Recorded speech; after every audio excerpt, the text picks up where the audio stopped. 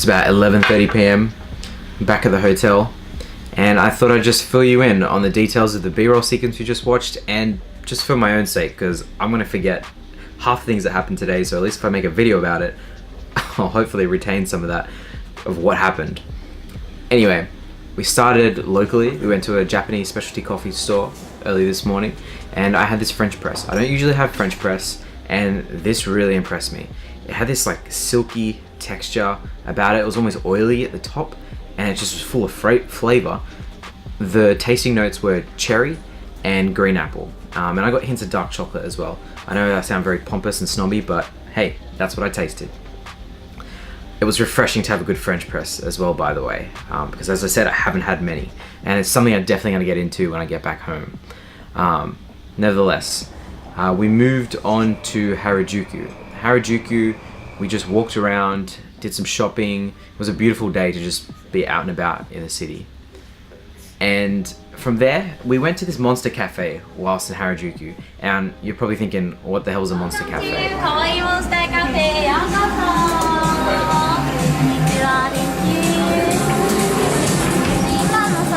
Well, it was this really, really quirky Japanese cafe where it had like rainbow spaghetti and like weird colors everywhere, and shows and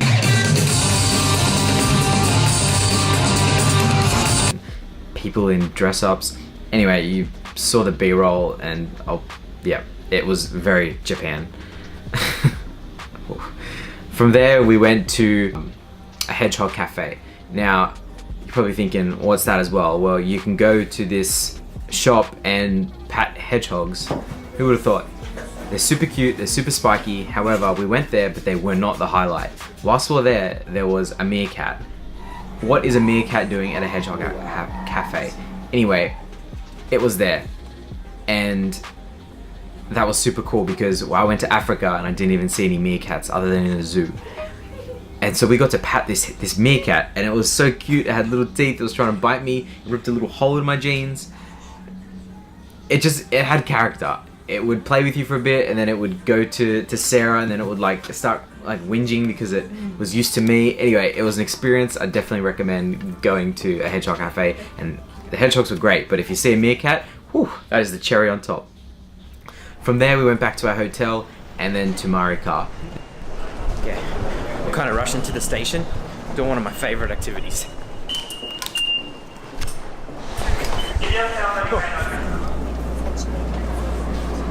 If you don't know, Maricar is driving a go-kart around the streets of Tokyo. It's flippin' exhilarating.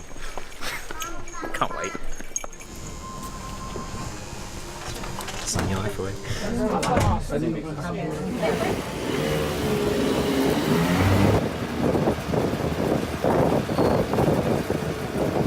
Casually go-karting through Shibuya Crossing. That is epic. Definitely one of the highlights of the trip. You're so immersed in the city, and people are looking at you, and they're taking photos, and you're taking photos, and it's on another level. There's nowhere else in the world you can do that. And from there, we went to Shibuya Crossing. It's that famous crossing. It's huge. Just walked around there, had some ramen. Had ramen every day now. And now we're back. And that's a wrap. Tomorrow, we're going to stay at some accommodation closer to Mount Fuji. I'll fill you in when we get there. Catch ya.